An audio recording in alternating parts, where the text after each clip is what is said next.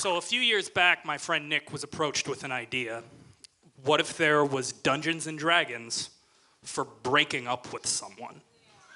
So if you've never played Dungeons and Dragons before, you are assigned a theoretical, hypothetical character with a set of statistics, and then you are dropped into a scenario, and you play the game by announcing what you are trying to do and then rolling dice to see how well you do it.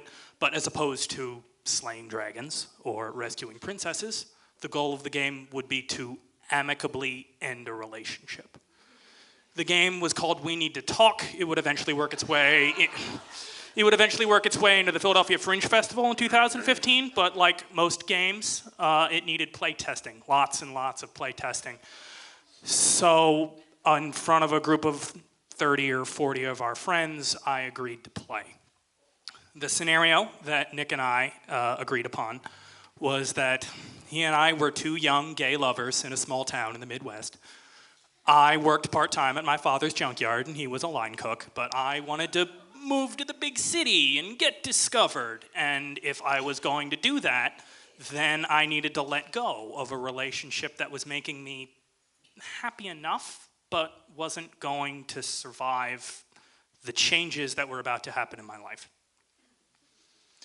So we sit down, and we play, and we're rolling dice, and I'm doing pretty well, all things considered. I'm getting the 3 little like heart points, and you need 6 to win, and it's going great. And something I didn't expect to happen starts to happen.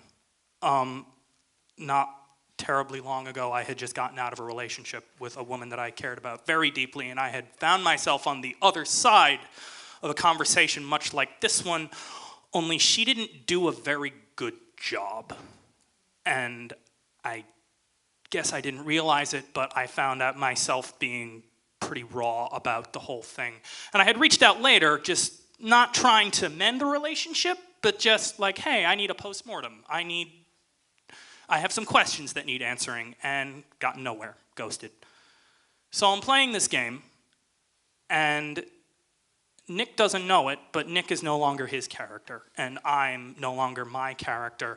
I find myself in the peculiar scenario of having to break up with myself and say the things that I desperately needed to hear in order for me to move on.